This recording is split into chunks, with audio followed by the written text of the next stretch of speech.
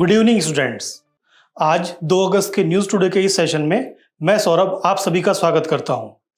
आज हम 2 अगस्त को जो महत्वपूर्ण खबरें रही हैं उन पर विस्तार से चर्चा करेंगे। चलिए वहां जानने से पहले हम आज की जो प्रमुख सुर्खियां रही हैं उनके बारे में जान लेते हैं। तो सबसे पहले हम बात करेंगे कि प्लास्टिक प्रदूषण पर एक अपडेट आई है, उसको हम देखेंगे कि क्या है वो अपडेट। साथ ही general purpose AI code of practice को कुछ तकनीकी कंपनियों ने उस पर हस्ताक्षर किए हैं, तो ये क्या है इसके बारे में जानेंगे हम। साथ ही हिमालय के बादलों में विषाक्त भारी धातुओं की उपस्थिति पाई गई है, इसको हम समझेंगे। हिमाचल प्रदेश के बिगड़ते पर्यावरण पर सुप्रीम कोर्ट ने एक डिसीजन दिया, एक टिप्पणी की है, उसको हम समझेंगे कि क्या स्थिति है उस पर। साथ ही आप जानते हैं कि उपराष्ट्रपति का चुनाव होने वाला है और इसकी अधिसूचना हमारे निर्वाचन आयोग ने जारी कर दी है, तो हम इसको भी समझेंगे कि कैसे उपराष्ट्रपति का चुनाव होता है। अगर हम संक्षिप्त सुर्खियों की बात करें तो संयुक्त राष्ट्र भारत वैश्विक क्षमता निर्माण पहल पर हम बात करेंगे। साथ ही UPI को लेकर के कुछ नए नियम आए हैं, उनको हम देखेंगे। इंडिया पोस्ट पेमेंट बैंक को लेकर के अपडेट आई है, उसको हम जानेंगे। साथ ही प्रधानमंत्री किसान सम्मान निधि योजना की जो 20वीं किस्त है वो जारी हो गई है, तो हम उसके बारे में समझेंगे। साथ ही अल्पाइन कस्तूरी मृग और 71वें राष्ट्रीय फिल्म पुरस्कार जैसी और सुर्खियां हैं, उनको हम समझेंगे। तो चलिए बिना किसी देरी के हम हमारी जो आज की पहली न्यूज है उस पर हम बात करते हैं। तो आज की हमारी पहली न्यूज है कि अंकटाड ने प्लास्टिक प्रदूषण को लेकर के एक अपडेट दी है, जिसमें उसने बताया है कि अपडेट का नाम क्या है, global trade update on mobilising trade to curb plastic pollution, है ना। और अभी संयुक्त राष्ट्र की जो प्लास्टिक प्रदूषण को समाप्त करने की या उससे निपटने के लिए अभी चर्चा जारी है जेनेवा में कि एक संधि लाई जाए अंतर्राष्ट्रीय स्तर पर। तो इस समय ये अपडेट आना बहुत ही महत्वपूर्ण है ना। और ये जो हमारा टॉपिक है ये हमारे GS3 के जो पर्यावरण वाला सेक्शन है उसमें उसके लिए इंपॉर्टेंट हो जाता है। तो चलिए हम जानते हैं कि इस रिपोर्ट में क्या क्या महत्वपूर्ण बातें कही गई हैं, क्या अपडेट्स आई हैं। तो अगर हम उस पर जाएं तो सबसे पहले हम बात कर लेते हैं कि जो प्लास्टिक है, प्लास्टिक को प्रदूषण कहा क्यों जाता है। जैसा आप स्क्रीन पर देख रहे हैं कि प्लास्टिक एक तरीके के पॉलीमर्स होते हैं। तो ये पॉलीमर्स होते हैं कि ये एक प्रकार का पॉलीमर होता है। तो इस तरीके से ये अलग अलग संरचनाएं ये साथ में जुड़ती हुई जाती हैं, जिससे कि प्लास्टिक जो होता है, प्लास्टिक को हम देखते हैं कि प्लास्टिक इस तरीके से एक संरचनाबद्ध एक पदार्थ होता है और ये बहुत ही लंबी और फ्लेक्सिबल केमिकल बॉन्डिंग यहाँ पर होती है ना। और इसको हम थोड़े से तापमान के साथ में उसको मोल्ड किया जा सकता है। अब ये प्लास्टिक बनता कैसे है, इस पर हम बात करें तो यहाँ बताया गया है कि जो प्लास्टिक है, प्लास्टिक बनता है जो जीवाश्म ईंधन जो होता है, चाहे पेट्रोलियम हो चाहे वो नेचुरल गैस हो, उसका जो खनन होता है उसके बाद जो उसमें से कुछ तत्व निकाले जाते हैं और उनके माध्यम से प्लास्टिक का निर्माण किया जाता है। जैसे सबसे पहले इसमें होता है कि जो फॉसिल फ्यूल है उसका एक्सटेंशन किया जाता है, चाहे वो क्रूड ऑयल के रूप में हो चाहे वो नेचुरल गैस के रूप में हो। अब जो क्रूड ऑयल है, क्रूड ऑयल से मीथेन और नेचुरल गैस से प्रोपेन, ये दो एक तरीके की, जैसे इथेन और प्रोपेन, ये दोनों तत्व निकाले जाते हैं। उसके बाद में इनको तोड़ा जाता है ना। जैसे ये अलग अलग इनको तोड़ लिया जाता है, इनकी अलग अलग चेन्स बन जाती हैं ना, इनको अलग अलग कर लिया जाता है। उसके बाद इससे बनता है इथिलीन और प्रोपिलीन, और फिर इसमें कैटलिस्ट जोड़ करके यानी कि इसमें उत्प्रेरक जोड़ करके इसको मोनोमर से पॉलीमर्स में कन्वर्ट किया जाता है ना। और उससे क्या होता है कि रेजिन बनता है ना। रेजिन जो होता है, रेजिन को फिर आप देखते हैं कि जो छोटे छोटे, अगर आपने कुछ वीडियोस देखी हो तो प्लास्टिक के छोटे छोटे बर्ड्स होते हैं, छोटे छोटे उसके टुकड़े होते हैं और उनको फिर गला करके और अलग अलग तरह की शेप्स बनाई जाती हैं ना। तो ये होता है, जैसे ये छोटी छोटी प्लास्टिक बॉल्स होती है छोटी छोटी, इनको यूज करके और फिर प्लास्टिक के अलग अलग उत्पाद यहाँ पर बनाए जाते हैं। ठीक है, तो ये पूरी एक जो प्रक्रिया है ये प्लास्टिक के बनने की होती है, ये हमने समझ लिया। अब हम जानते हैं कि इस जो अपडेट आई है अंकटाड की, वो अपडेट क्या है। वो अपडेट है कि यहां पर देखिए 1950 में लगभग 2 मिलियन मीट्रिक टन जो प्लास्टिक है उसका उत्पादन होता था। वहीं 2022 में इसका उत्पादन बढ़ करके लगभग 436 MMT हो गया है। तो आप समझ सकते हैं कि कितने ज्यादा जो प्लास्टिक है, प्लास्टिक के उत्पादन में और उसके व्यापार में वृद्धि हो रही है। तो कहीं ना कहीं जो प्लास्टिक का उपयोग है पिछले 5-7 दशकों में बहुत ज्यादा बढ़ गया है, तो ये हमारे लिए चिंताजनक है। अब हम बात करते हैं कि और क्या फाइंडिंग्स हैं इस रिपोर्ट की। तो यहां पर ये कहा गया है कि कुल उत्पादित प्लास्टिक का सिर्फ 78 का लगभग 78% जो है उसका अंतरराष्ट्रीय व्यापार होता है, और जितना कुल उत्पादन है उसका सिर्फ 10% प्लास्टिक का ही पुनर्चक्रण हो पाता है, यानी कि उसकी रिसाइकलिंग हो पाती है। तो इससे क्या होता है कि जो प्लास्टिक है सिर्फ 10% उसका पुनर्चक्रण होगा, रिसाइकलिंग होगी, तो बाकी का जो प्लास्टिक अपशिष्ट है या प्लास्टिक के जो अलग अलग हम देखते हैं कि जो हम सिंगल यूज प्लास्टिक यूज करते हैं वो अंत में जाकर के हमारे समुद्र में जाकर के वो निक्षेपित हो जाता है, जिससे कि समुद्री पारिस्थितिकी तंत्र को नुकसान पहुंचता है। तो एक तो ये हो गया कि कुल उत्पादित प्लास्टिक का लगभग 78% अंतरराष्ट्रीय व्यापार होता है, साथ ही सिर्फ 10% का ही पुनर्चक्रण हो पाता है। अब ये क्यों है इसके बारे में बताते हैं कि यहां पर बताया गया है कि 2006 से लेकर के और अब तक जो है प्लास्टिक का जो व्यापार है वो लगभग 48% बढ़ गया है ना। जो 2006 में जितना अंतरराष्ट्रीय व्यापार प्लास्टिक का होता था वो 48% हो गया है। और साथ ही हम ये भी देखते हैं कि जो प्लास्टिक का जो ट्रेड है वो ट्रेड दुगना हो गया है ना। वो यहां पर लगभग 500 के आसपास है और यहां पर लगभग 1000 के आसपास है। तो कुल मिलाकर के इतने बिलियन डॉलर का यहां पर जो ये बताया गया है, ये प्लास्टिक का जो मिलियंस मीट्रिक टन उसका जो वजन है वो बताया गया है, और यहां पर बताया गया है कि उसकी वैल्यू जो है यहां पर लगभग 48% मात्रात्मक रूप से वृद्धि हुई है, और यहां पर लगभग दुगनी जो है उसकी मूल्यात्मक वृद्धि हो गई है कि जितना लगभग 2006 के आसपास प्लास्टिक का जो अंतर्राष्ट्रीय व्यापार होता था वो अब लगभग दुगना हो गया है, दुगने मूल्य का होने लग गया है व्यापार। ठीक है, अब ये हो गई इसकी एक फाइंडिंग। अगली फाइंडिंग की अगर हम बात करें यहां पर, तो यहां बताया गया है कि जो प्लास्टिक है, प्लास्टिक को लेकर के जो अलग अलग देश टैरिफ्स लगाते हैं, तो प्लास्टिक के ऊपर जो टैरिफ है वो 1990 के दशक में लगभग जो है 35% था, और अब वो कम होकर के लगभग 7% के आसपास आ गया है। तो जो प्लास्टिक के ऊपर जो टैरिफ लग रहा है वो लगातार कम हो रहा है, जबकि प्लास्टिक के जो और अल्टरनेटिव्स हैं, जैसे प्लास्टिक का अल्टरनेटिव क्या हो गया, जूट हो गया है ना, बांस हो गया ना, ये जो अल्टरनेटिव्स हैं इन पर जो टैरिफ है वो टैरिफ अभी भी लगभग 14% के आसपास बना हुआ है। तो हम ये देखते हैं कि फिर जब जूट और बांस पर टैरिफ उतना ही बना हुआ है, जबकि प्लास्टिक पर टैरिफ लगातार कम हो रहा है, तो इससे इसका अंतरराष्ट्रीय व्यापार होगा, इसके ज्यादा उपयोग की संभावनाएं बढ़ेंगी। तो ये हमारे लिए कहीं ना कहीं एक ही अंतरराष्ट्रीय व्यापार के संदर्भ में चिंताजनक एक बिंदु है। अब अगर हम बात करें कि टैरिफ के अलावा जो नॉन टैरिफ मेजर्स होते हैं जो अलग अलग देश लगाते हैं, उसमें जो सबसे ज्यादा है वो टेक्निकल रेगुलेशन और स्पेसिफिकेशंस है, अर्थात कि जो प्लास्टिक का उपयोग है उसके संदर्भ में जो टेक्निकल स्पेसिफिकेशंस दी जाती हैं। जैसे अगर आप किसी भी उत्पाद को देखते हैं तो उस उत्पाद जो प्लास्टिक है, प्लास्टिक के पीछे लिखा हुआ होता है कि ये सिंगल यूज प्लास्टिक है, या फिर ये प्लास्टिक किस तरीके से बना हुआ है, इसमें ये बीपीए फ्री है या नहीं है। तो इस तरह की जो रेगुलेशंस है वो सबसे ज्यादा है। उसके अलावा प्लास्टिक बैन और इंपोर्ट लाइसेंस जो है वो नॉन टैरिफ के कुछ इंपॉर्टेंट मेजर्स हैं। तो ये अलग अलग देशों के द्वारा लगाए जाते हैं, है ना। तो ये हमने बात कर ली कि टैरिफ के संदर्भ में कि अंतर्राष्ट्रीय व्यापार में प्लास्टिक पर क्या टैरिफ लगाया जाता है, और नॉन टैरिफ क्या क्या मेजर्स अलग अलग देशों के द्वारा अपनाए जाते हैं। अब अगर हम बात करें कि जो प्लास्टिक है, प्लास्टिक के अल्टरनेटिव्स का व्यापार कितना बढ़ रहा है ना, अल्टरनेटिव्स का व्यापार के पर में क्या उसका ट्रेंड है अगर हम देखें, तो यहां पर यह है कि ये लगातार बढ़ता है ना। अल्टरनेटिव का उपयोग बढ़ता है, फिर कम होता है, फिर बढ़ता है, फिर कम होता है, फिर बढ़ता है, फिर कम होता है, फिर बढ़ता है। इस तरीके से ये साइक्लिक रूप से ये चेंज होता जा रहा है कि मतलब कि यहां पर प्लास्टिक के उपयोग को लेकर के लगातार कोई एक सीधी रेखा नहीं है कि प्लास्टिक के उपयोग को कम करने के लिए प्लास्टिक के जो और अल्टरनेटिव्स हैं, चाहे वो बांस हो, चाहे जूट हो, या फिर हम आप देखते हैं कि बायोडिग्रेडेबल प्लास्टिक भी बनता है जो कि आसानी से डिग्रेड हो जाता है, हमारे पर्यावरण में मिल जाता है। उस तरह के जो दूसरे अल्टरनेटिव्स हैं उनका उपयोग बढ़ता है, कम होता है, बढ़ता है, कम होता है। तो यहां पर जो जागरूकता है, जागरूकता बढ़ तो रही है लेकिन फिर भी अलग अलग देशों में हमने जो पहले बात की कि जो टैरिफ है, टैरिफ लगातार कम हुआ है, और वो कम होकर के 35% के आसपास से लगभग 7% आ गया है। तो इतना कम टैरिफ हो गया है तो इसका व्यापार लगातार बढ़ ही रहा है।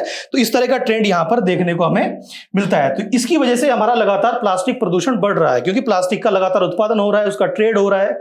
तो इससे और अंततः जैसे कि सिर्फ 10% का ही पुनर्चक्रण हो पाता है, तो पुनर्चक्रण कम होगा तो वो अंततः हमारे समुद्र में जाकर के वो निक्षेपित हो जाएगा और हमारे समुद्र के पारिस्थितिक तंत्र को वो नुकसान पहुंचाएगा।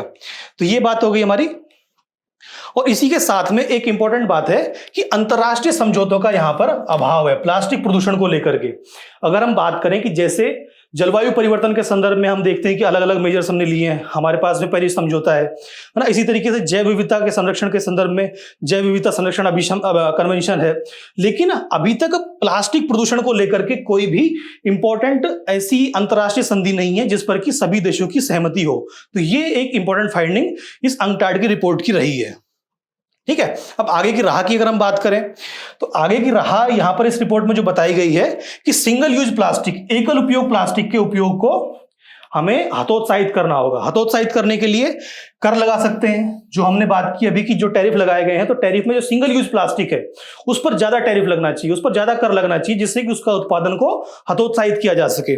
साथ ही सिर्फ कर लगाने से ही वो नहीं होगा, इसके अलावा जो प्लास्टिक के अल्टरनेटिव्स हैं, प्लास्टिक के जो और दूसरे ऐसे अल्टरनेटिव्स हैं जिनका उपयोग करके पर्यावरण को नुकसान नहीं होता है, उनके लिए हमें बेहतर अनुसंधान के लिए सहायता भी यहां पर देनी होगी, ताकि जो प्लास्टिक का जो परंपरागत रूप से उत्पादन कर रहे हैं जो देश हैं या अलग अलग जो कंपनीज हैं, वो बेहतर अनुसंधान करके और बायोडिग्रेडेबल प्लास्टिक का उपयोग करें, उस पर अनुसंधान करें, वैसे उत्पाद बनाएं, ऐसे प्लास्टिक बनाएं जो कि पर्यावरण को नुकसान नहीं पहुंचाते हो। इसी के साथ ही प्लास्टिक डेटा सिस्टम को मजबूत किया जाना चाहिए कि जो प्लास्टिक है, प्लास्टिक का किस देश में या किस क्षेत्र में ज्यादा उत्पादन होता है, कितना उसका किस क्षेत्र में उसका ज्यादा उपभोग होता है। इसके माध्यम से ये पता, हम जो अपनी नीतियां बनाते हैं, जो अंतर्राष्ट्रीय स्तर पर जो नीतियां बनेगी, उनके लिए ये डेटा सिस्टम बहुत ही इंपॉर्टेंट हो जाएगा। साथ ही प्लास्टिक से संबंधित जो फ्रेमवर्क है उसके तालमेल को सुनिश्चित करना चाहिए कि अलग अलग देश अलग अलग तरह के मेजर्स ना अपनाएं। जैसा हमने देखा कि सिर्फ जो टेक्निकल ग्राउंड पर जो नॉन टैरिफ मेजर्स हैं वो सबसे ज्यादा लगाए जा रहे थे, लेकिन वो भी सिर्फ 195 देशों ने लगाए हैं। उसके अलावा जो है वो बैन, जैसे हमने देखा तो बैन बहुत कम लोगों के द्वारा प्लास्टिक को किया गया है। तो इस तरह के जो अलग अलग देश अलग अलग तरह से अपनी नीतियां बना रहे हैं प्लास्टिक प्रदूषण से निपटने के लिए, तो उसमें एक तालमेल होना चाहिए, सभी देशों को एक साथ आकर के काम करना चाहिए। साथ ही यहां पर जो बताया गया संयुक्त राष्ट्र प्लास्टिक संधि को जल्द से जल्द तैयार किया जाना चाहिए, ताकि जिस तरीके से हम जलवायु परिवर्तन के संदर्भ में या जैव विविधता के संरक्षण के संदर्भ में हम प्रयास कर रहे हैं, वैसे ही बेहतर प्रयास हम प्लास्टिक प्रदूषण को कम करने के लिए कर पाए। ठीक है, तो ये हमारा प्लास्टिक प्रदूषण हो गया। अब अगर हम भारत में प्लास्टिक उत्पादन को देखें तो यहां पर हमारे पास कुछ डेटा है कि भारत में लगभग 2016-17 से 2020-21 का ये हमारे पास डेटा है कि अभी वर्तमान में लगभग Bharat 4,41,26,997 tonne per annum plastic का उत्पादन कर रहा है। तो ये डेटा आप यूज कर सकते हैं। इसी के साथ में भारत के द्वारा प्लास्टिक प्रदूषण से निपटने के लिए मिशन चलाया जा रहा है। वो मिशन है एक राष्ट्र एक मिशन प्लास्टिक प्रदूषण का अंत, अर्थात one nation one mission and plastic pollution, है ना। तो इस बार जो हमारा वर्ल्ड एनवायरनमेंट डे था उस पर हमारे सरकार के द्वारा ये मिशन लाया गया है कि one nation one mission and plastic pollution. तो इसको भी आप अपनी एग्जाम में यूज कर सकते हैं। जब भी प्लास्टिक प्रदूषण की बात आती है तो आप इस मिशन के बारे में बात कर सकते हैं। अब अगर हम देखें कि प्लास्टिक प्रदूषण को रोकने के लिए क्या क्या उपाय भारत में किए गए हैं और वैश्विक स्तर पर क्या क्या किए गए हैं, उसकी हम बात करें तो भारत ने प्लास्टिक अपशिष्ट प्रबंधन पर 2016 में नियम बनाए गए थे और इन पर लगातार संशोधन हुआ है ना। जैसे 2017 में, 21 में, फिर 23 में से संशोधन हुए। तो सिंगल यूज प्लास्टिक पर प्रतिबंध आप अक्सर देखते होंगे अपने आसपास, या आप देखते होंगे कि सरकार के द्वारा लगातार प्रयास किया जाता है कि सिंगल यूज प्लास्टिक को बैन किया जाए, उस पर प्रतिबंध लगाया जाए। तो आप देखते होंगे जब आप सब्जी लेने जाते हैं या फिर आप जब कोई भी घर का सामान लेने जाते हैं तो कई बार आप देखेंगे कि दुकानदार प्लास्टिक की जो पॉलिथीन है उसको देने से मना कर देते हैं, लेकिन फिर उसके बाद दोबारा से वो कुछ दिनों बाद फिर से वो पॉलिथीन हमारे पास आ जाती है। तो इसका प्रतिबंध तो हम लगा रहे हैं, लेकिन वो कितना प्रभावी रूप से हम उसको कार्यान्वयन कर पा रहे हैं ये भी इंपॉर्टेंट है। इसी के साथ में विस्तारित उत्पादक उत्तरदायित्व भी इन्हीं नियमों के अंतर्गत ये बात की गई है। विस्तारित उत्पादक उत्तरदायित्व की जो उत्पादक है, जो प्लास्टिक का उत्पाद कर रहा है, जो प्लास्टिक के अलग अलग वस्तुओं का उत्पादन कर रहा है, वही उसका उनको रीयूज करने के लिए भी वो प्रयास करेगा। ठीक है, तो ये है। साथ ही स्थानीय निकायों को भी यहां पर जिम्मेदारियां दी गई हैं। इन्हीं नियमों के अंतर्गत जो हमारी स्थानीय निकायां हैं, जैसे पंचायती राज व्यवस्था संस्थाएं हैं या फिर जो शहरी निकाय हैं, उनको भी सिंगल यूज प्लास्टिक या फिर प्लास्टिक के उपयोग को उसका किस तरीके से निस्तारण किया जाए, कैसे उसका पुनरुपयोग किया जाए, इसके लिए जिम्मेदारियां यहां पर इन नियमों के तहत दी गई हैं। अगर हम वैश्विक पहलों की बात करें तो वैश्विक पहल में कोई स्पष्ट रूप से प्लास्टिक प्रदूषण पर तो कोई संधि नहीं है, ना ही कोई समझौता है, ना ही कोई अभिसमय है। लेकिन एक है मार्पोल कन्वेंशन और एक है ब्रिजटाउन कॉन्वेंट। तो जो मार्पोल कन्वेंशन है वो जो समुद्री व्यापार होता है, समुद्री व्यापार में जो प्रदूषण होता है उस प्रदूषण को कम करने के लिए ये कन्वेंशन है। और उसी के तहत, क्योंकि समुद्री व्यापार के तहत प्लास्टिक प्रदूषण भी होता है, तो वहीं से यहां पर भी आ जाता है। और इसका जो सेक्शन 5 है वो प्लास्टिक प्रदूषण से निपटने की बात यहां पर करता है। और जो ब्रिजटाउन कोवेनेंट है ये एक तरह की संधि है। इसके अंतर्गत जो वैश्विक व्यापार है, अंतरराष्ट्रीय व्यापार है, उसको कहा गया है कि प्रोस्पेरिटी फॉर ऑल, सभी के लिए समृद्धि के संदर्भ में अंतरराष्ट्रीय व्यापार होना चाहिए। तो उसके अंतर्गत जो बहुत ही साइड से प्लास्टिक प्रदूषण को टच करती हैं, स्पष्ट रूप से प्लास्टिक प्रदूषण पर किसी तरह के प्रयास नहीं करती हैं। तो ये हमारे लिए इंपॉर्टेंट है, इसलिए जरूरी है हमारे लिए कि हम संयुक्त राष्ट्र के तत्वाधान में प्लास्टिक प्रदूषण से निपटने के लिए किसी संधि को जल्द से जल्द उसकी संरचना बनाएं और फिर उसको हम लागू करें, ताकि प्लास्टिक प्रदूषण जो एक बड़ा मुद्दा बन चुका है उसका हम समाधान कर पाए। अब जो प्रदूषण है, प्रदूषण को लेकर के, प्लास्टिक प्रदूषण को लेकर के एक ट्रिपल प्लेनेटरी क्राइसिस जो होता है कि 3 तरीके से अगर प्लास्टिक प्रदूषण होगा तो उससे जैव विविधता की हानि भी होगी और उससे फिर जलवायु परिवर्तन होगा। जलवायु परिवर्तन होगा तो प्रदूषण बढ़ेगा। तो ये एक तरीके का एक साइकिल बन जाता है। तो जो प्लास्टिक है, प्लास्टिक के उपयोग से हम 3 स्तर पर प्रदूषण भी होगा, जैव विविधता को हानि भी होगी, क्योंकि प्लास्टिक के जो हम आप जैसे जानते हो कि आपने वीडियो देखी होगी अक्सर कि समुद्र में कछुआ है। अब कछुआ समुद्र में तैर रहा है, समुद्र में ही उसका पर्यावास है, समुद्र के आसपास वो रहता है। तो प्लास्टिक की जो स्ट्रॉ यूज करते हैं हम जूस पीते टाइम या फिर और कोई लिक्विड पदार्थ पीते टाइम, तो वो स्ट्रॉ उसके नाक में घुस जाती है। ऐसी वीडियोस आपने अक्सर देखी होंगी। तो इससे क्या होता है कि जैव विविधता की हानि भी होती है। जलवायु परिवर्तन कैसे होता है कि जो प्लास्टिक है, हम अक्सर देखते हैं कि प्लास्टिक को जला करके उसको नष्ट किया जाता है, क्योंकि वो बायोडिग्रेड तो होता नहीं है। अगर उसको खुला छोड़ देंगे तो वो वर्षों तक, दशकों तक प्लास्टिक जो है हमारे पर्यावरण में रहता है। तो उसको नष्ट करने के लिए जलाया जाता है। तो उसको जब जलाते हैं तो उससे विभिन्न तरह की प्रदूषक गैसें उससे निकलती हैं, है ना। और प्रदूषण तो उससे हो ही रहा है। हम देखते हैं कि हमारा चाहे हम पानी की बात करें या फिर हमारी वायु की बात करें, तो उससे लगातार वो प्लास्टिक से कॉन्टेमिनेट हो रही है, कि उससे प्रदूषण हो ही रहा है। अब वन्यजीवों की बात करें तो प्लास्टिक प्रदूषण से लगभग 1400 से अधिक वन्यजीव प्रजातियां को हानि पहुंच चुकी है। तो आप देख सकते हैं कि कितनी इंपॉर्टेंट प्लास्टिक प्रदूषण हमारे लिए है। पर ग्रीन हाउस गैसों की बात करें तो प्लास्टिक जो है, प्लास्टिक के जलाने के लिए तो मैंने बताया कि उससे ग्रीन हाउस गैसेस इमिट हो ही रही हैं। साथ ही जो 98% प्लास्टिक है उसका उत्पादन जीवाश्म ईंधनों से होता है। जो स्टार्टिंग में मैंने आपको बताया था कि नेचुरल गैस या क्रूड ऑयल से प्लास्टिक का निर्माण होता है, तो उसमें भी जीवाश्म ईंधन का जब दहन होता है, तो जीवाश्म ईंधन का अगर हम उपयोग कर रहे हैं तो वहां पर भी ग्रीन हाउस गैसेस का उत्सर्जन होता है। साथ ही अगर सीमा पार, अगर हम अंतरराष्ट्रीय स्तर पर बात कर रहे हैं, तो प्लास्टिक कचरा भूमि और समुद्री पारिस्थितिकी तंत्र से कई देशों को इससे नुकसान हो रहा है। अगर हम छोटे देशों की बात करें, जो आइलैंड देश हैं, जहां पर लगातार, क्योंकि अगर समुद्र में कचरा बढ़ रहा है तो वो आइलैंड देश हैं, छोटे देश हैं, जैसे मालदीव हो गया, सेशेल्स हो गया, छोटे छोटे द्वीप है वहां पर, तो वहां पर उनको नुकसान होता है। साथ ही जो अगर हम इसकी बात करें तो प्लास्टिक प्रदूषण का असमान प्रभाव होता है, क्योंकि हम देखते हैं कि जो विकासशील देश हैं वहां पर सिंगल यूज प्लास्टिक ज्यादा होता है। वहां के जो फूड चेन है, फूड चेन में कंटेमिनेशन प्लास्टिक से ज्यादा होता है, तो उनको अलग अलग विकसित देशों को कम प्रभाव पड़ेगा, विकासशील देशों को ज्यादा प्रभाव पड़ेगा। तो ये असमान प्रभाव भी हम यहां पर देख सकते हैं। अब ये हमने पूरी प्लास्टिक प्रदूषण की बात कर ली है। अब अगर हम बात करें यूपीएससी के में पूछे गए क्वेश्चंस की, तो यहां पर माइक्रोबीड्स पर प्रश्न आपसे पूछा गया है कि माइक्रोबीड्स जो होते हैं वो अत्यधिक चिंता उनकी क्यों है। तो पहला ऑप्शन है यहां पर कि ये समुद्री पारितंत्रों के लिए हानिकारक मानी जाती हैं, ये बच्चों में त्वचा कैंसर होने का कारण मानी जाती हैं, ये इतनी छोटी होती हैं कि सिंचित क्षेत्रों में फसल पादपों द्वारा अवशोषित हो जाती हैं, अक्सर इनका इस्तेमाल खाद्य पदार्थों में मिलावट के लिए किया जाता है। अब इसका सही आंसर क्या है ये आपको बताना है। 2019 का ये प्रश्न पूछा गया था यूपीएससी के द्वारा। अब 2024 के प्रश्न की बात करें, 2024 में भी ऐसा प्रश्न पूछा गया है। तो यहां पर जो प्रश्न आपसे पूछा गया है कि बाजार में मिलने वाली अनेक च्युइंगम जो आप खाते हैं, पर्यावरणीय प्रदूषण का स्रोत मानी जाती है।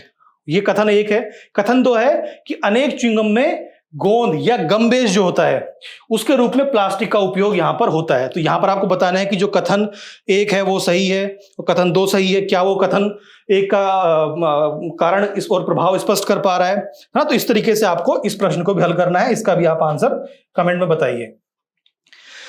साथ ही अब अगर हम मेंस के क्वेश्चन की बात करें तो मेंस का जो क्वेश्चन है 2024 में जो प्रश्न आया है प्लास्टिक प्रदूषण से संबंधित, तो वो नदी जल में औद्योगिक प्रदूषण से संबंधित है ना? तो आप देख सकते हैं कि 2024 में प्रश्न आया है, ये प्रश्न 2023 में आया है, ये तेल प्रदूषण से संबंधित है। ये समुद्री प्रदूषण जो होता है, तेल प्रदूषण एक प्रकार का, उससे संबंधित है। तो आप देख सकते हैं कि प्रदूषण लगातार हमारे लिए इंपॉर्टेंट हो जाता है। तो अभी तक यूपीएससी औद्योगिक प्रदूषण और तेल प्रदूषण पर प्रश्न पूछ चुकी है मेंस में, तो इसमें प्लास्टिक प्रदूषण पर भी प्रश्न पूछने की संभावना यहां पर बढ़ जाती है। अब अगर हम बात करें अपनी नेक्स्ट न्यूज की, तो जो नेक्स्ट न्यूज है हमारी वो एआई से संबंधित है कि general purpose AI code of practice, ये एक प्रकार की एक संहिता है, ये एक कोड है। तो उस पर लगभग 26 तकनीकी कंपनियों ने यहां पर हस्ताक्षर किए हैं। तो जो 26 बड़ी कंपनियां हैं, जैसे अमेजन है, गूगल है और आपकी स्पेस एक्स है, इन सब ने यहां पर हस्ताक्षर किए हैं। ठीक है, तो यहां पर ये स्वेच्छा से हस्ताक्षर किए। डिटेल में हम जानेंगे कि ये जो कोड है, ये कोड क्या है, ये इस कोड का उद्देश्य क्या है, क्यों लाया गया है। उससे पहले हम जान लेते हैं कि ये हमारे GS3 का जो विज्ञान एवं प्रौद्योगिकी विकास एवं अनुप्रयोग और जो रोजमर्रा के जीवन पर इसका प्रभाव है, उस टॉपिक से संबंधित है। और एआई पर पहले भी प्रश्न यूपीएससी द्वारा पूछा गया है, प्रीलिम्स और मेंस में भी। तो ये टॉपिक हमारे लिए इंपॉर्टेंट हो जाता है। और वर्तमान में देखते हुए कि किस तरीके से एआई पिछले 4-5 साल में ही डेवलप हुआ है, कितना ज्यादा एआई में विकास हुआ है, तो ये इसे समझना, इसकी चिंताओं को समझना भी हमारे लिए एग्जाम पॉइंट ऑफ व्यू से भी जरूरी है और एक आम इंसान के रूप में भी हमें समझना चाहिए। अब अगर हम बात करें इस कोड की, तो ये कोड जो है ये एक स्वैच्छिक संहिता है कि इसको अपनी स्वेच्छा से जारी किया जाता है। ये वॉलेंटरीली है ना, मैंडेटरी नहीं है, सभी को इसको, ये बाध्यकारी नहीं है, स्वैच्छिक रूप से आप इसको आप हस्ताक्षर कर सकते हैं इस पे। और इसका जो उद्देश्य है कि आप जानते हैं कि यूरोपीय यूनियन द्वारा एआई को लेकर के रेगुलेशंस लाए जा रहे हैं। तो वो रेगुलेशंस बेहतर रूप से उसका क्रियान्वयन किया जा सके, तो उस चरण में ये कोड जो है वो इंपॉर्टेंट हो जाता है, क्योंकि ये कोड इसी उद्देश्य से बनाया गया है कि जब यूरोपीय यूनियन एआई को लेकर के जब अपने विनियमन लेकर के आएगा, तो उनको अपनाना जो तकनीकी कंपनियां हैं उनके लिए आसान हो जाए। क्योंकि यूरोप एक बहुत बड़ा मार्केट है। अगर अचानक से यूरोपीय यूनियन कोई कानून लेकर के आती है और उस कानून की अनुपालना, उसके कंप्लायंस अगर तकनीकी कंपनी नहीं कर पाएंगी, तो उनको बड़ा नुकसान होगा, बड़ा उन्हें घाटा होगा, और वो एक तरीके का एक मानक विनियमन भी होगा। तो उसी तरह के नियम अलग अलग देशों के द्वारा, इससे पहले हम पर्सनल डेटा प्रोटेक्शन के संदर्भ में भी देख चुके हैं कि यूरोपीय यूनियन के ही ऐसे एक स्टैंडर्ड अधिनियम के द्वारा, उसके बाद ऑस्ट्रेलिया में बना, भारत में भी उस पर डेटा प्रोटेक्शन पर एक्ट बना है। तो इसलिए यह इंपॉर्टेंट हो जाता है कि यूरोपीय यूनियन के आगामी एआई अधिनियम के जो कि बाध्यकारी प्रावधान होंगे उसके अनुकूल करना तकनीकी कंपनियां, ताकि आसानी से उसको अपना सकें, इसलिए इस संहिता को लाया गया है। ठीक है, अब अगर हम बात करें कि इसके 3 अध्याय हैं, है ना, जो ये कोड है इसके 3 अध्याय हैं, जो पारदर्शिता की बात करते हैं, बचाव एवं सुरक्षा की बात करते हैं, और जो कॉपीराइट हमारा आईपीआर है उसके बारे में बात करते हैं। तो ये इसके 3 प्रमुख अध्याय हैं जीपीआई के इस कोड के इस संहिता के, है ना। तो ये आपके लिए जानना जरूरी है। अब अगर हम बात करें कि एआई को लेकर के क्या चुनौतियां हैं, तो आप जैसे सभी जानते हैं कि एआई रोजगार को लेकर के बहुत ही इंपॉर्टेंट आ जाता है कि एआई के आने से रोजगार को काफी नुकसान हो रहा है। जो रोजगार है, चाहे वो हमारे आईटी सेक्टर में हो, चाहे वो ऑटोमेशन के संदर्भ में हो, क्योंकि एआई मशीन लर्निंग भी करता है, वो काम करता है, तो वो खुद सीख करके काम कर सकता है। तो रोजगार पर एक व्यापक प्रभाव इससे पड़ रहा है, वो एक चिंताजनक है, एक मुद्दा है। साथ ही पक्षपात और पूर्वाग्रह, आपने अक्सर सुना होगा कि एआई का जो एल्गोरिदम है वो किस तरह के सोर्स उठा रहा है, तो वहां पर पक्षपात हो सकता है। उसका एल्गोरिदम गलत जानकारी या गलत विश्लेषण हमें दे सकता है अगर वो गलत सोर्सेज ले रहा है, तो ये पूर्वाग्रह होने की या पक्षपात होने की संभावना है। साथ ही पारदर्शिता का अभाव है। सिर्फ जो बहुत बड़ी कंपनियां हैं, जो बड़ी एआई कंपनियां हैं, वो किस तरीके से काम कर रही हैं, किस तरीके से वहां पर डेवलप हो रहे हैं एआई के अलग अलग मॉडल्स, उनका क्या उद्देश्य है, किस तरीके से वो काम करेंगे, वो मानवता के ऊपर क्या प्रभाव डालेंगे, इस तरह की पारदर्शिता का वहां पर अभाव है। जो डेटा हम लगातार दे रहे हैं, उस डेटा का किस तरीके से उपयोग होगा, उसका क्या रेगुलेशन होगा, वो पारदर्शिता का अभाव है। साथ ही उत्तरदायित्व एवं जवाबदेही अभी तक कोई निश्चित ही नहीं है, क्योंकि एआई को लेकर के कोई नियम कानून अभी तक किसी भी देश ने नहीं बनाए हैं। सिर्फ अलग अलग तरीके के गाइडलाइंस आई हैं कि आपको इस तरीके से एआई का उपयोग करना चाहिए। एआई के उपयोग को लेकर के कोई भी अभी तक कानून नहीं है, अर्थात किसी भी कंपनी के ऊपर जो एआई से रिलेटेड है उसके उत्तरदायित्व या जवाबदेही की यहां पर बड़ी कमी है।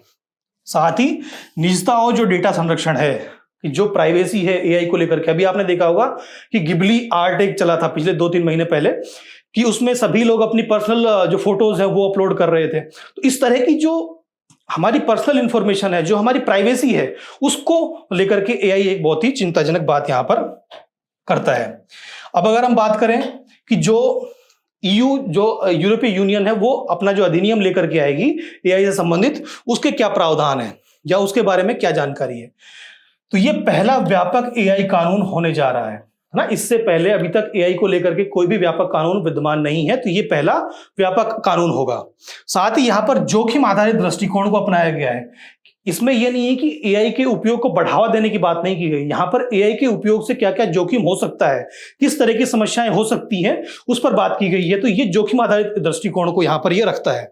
साथ ही यहां पर स्पष्ट जवाबदेही कि एआई को लेकर के जो कंपनियां हैं, चाहे वो चैटजीपीटी हो, स्पेस एआई हो, इस तरीके से जो अलग अलग कंपनियां हैं, है ना, चाहे आपने डीपसीक है, इस तरीके से जो अलग अलग कंपनियां हैं एआई की, उनकी स्पष्ट जवाबदेही कि किस तरीके से डेटा का उपयोग किया जाएगा, अगर किसी तरीके से डेटा ब्रीच होता है तो उनको उसको लेकर के क्या रेगुलेशन है, उसको लेकर के क्या दंड दिए जाएंगे, इस तरह की स्पष्ट जवाबदेही की प्रावधान यहां पर किए गए हैं।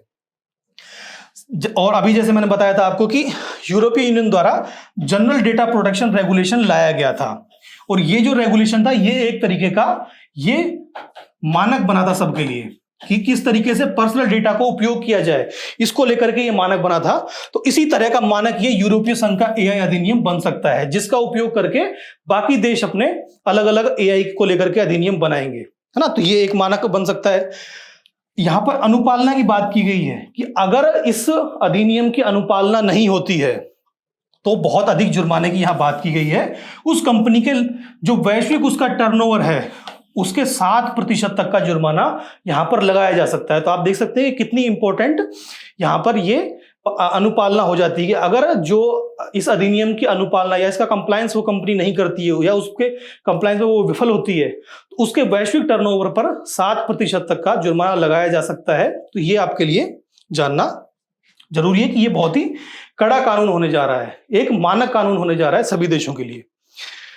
अब अगर हम बात करें कि जो ये कानून आएगा, इसको लेकर के कंपनियों ने क्या चिंताएं जताई हैं, तो पहली चिंता है कि मॉडल डेवलपर्स के लिए कानूनी अस्पष्टता है ना, कि जो एआई के अलग अलग मॉडल बनते हैं, अभी तक हम देखते हैं कि एआई को लेकर के अलग अलग मॉडल हैं, चैट जीपीटी है, अभी हाल ही में परप्लेक्सिटी काफी चर्चा में है ना। तो जो परप्लेक्सिटी है वो रिसर्च के लिए, चैट जीपीटी आपके नॉर्मल वर्क के लिए है, आप उसको डेटा एनालिसिस के लिए यूज कर सकते हैं।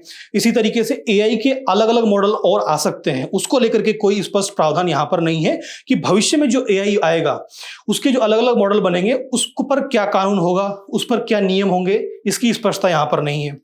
साथ ही यहाँ पर है कि विनियामकीय जटिलता है और प्रशासनिक बोझ यहाँ पर बढ़ सकता है। जैसे हमने अभी बात की कि यहाँ पर लगभग उसके वैश्विक टर्नओवर कंपनी के 7% तक की टर्नओवर के 7% तक जुर्माना लगाया जा सकता है। तो इससे उस पर वित्तीय दबाव बढ़ सकता है उस कंपनी के ऊपर, तो वो और बेहतर मॉडल के लिए, बेहतर डेवलपमेंट के लिए आगे काम नहीं कर पाए। इसके संदर्भ में ये एक प्रमुख चिंताएं इन कंपनियों के द्वारा बताई गई हैं कि इस अधिनियम से क्या चिंताएं हो सकती हैं।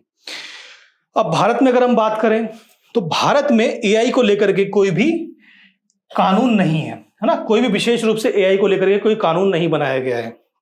साथ ही जैसे हमने बात की कि जो यूरोप है, यूरोपीय यूनियन का जो कानून आने वाला है, उसका जो अधिनियम आने वाला है, वो जोखिम आधारित दृष्टिकोण की बात करता है कि उससे क्या क्या जोखिम हो सकते हैं, उससे निपटने की बात करता है। जबकि भारत सरकार के द्वारा India AI mission, India AI mission के माध्यम से एआई के उपयोग को लेकर के उसका समर्थन कर रहा है ना। भारत चाह रहा है कि उसके जो जोखिम है उनको कम करते हुए जो एआई के उपयोग को हमारे विकास कार्यों के लिए, हम अपने देश के विकास के लिए कैसे उपयोग कर सकते हैं, इस पर भारत बात कर रहा है। तो उसके लिए भारत ने इंडिया एआई मिशन को लॉन्च किया है ना। तो भारत सरकार तो चाह रही है कि एआई का उपयोग और बढ़े, हम अलग अलग क्षेत्रों में एआई का उपयोग करें। तो उसके लिए मिशन भारत सरकार द्वारा लाया गया है और इस मिशन का उद्देश्य है कि एक अभिनव, कुशल, सुरक्षित और विश्वसनीय एआई इकोसिस्टम को यहां पर बढ़ावा दिया जाए कि अलग अलग जो एआई मॉडल्स हैं उनका उपयोग करके हम कैसे अपने देश का विकास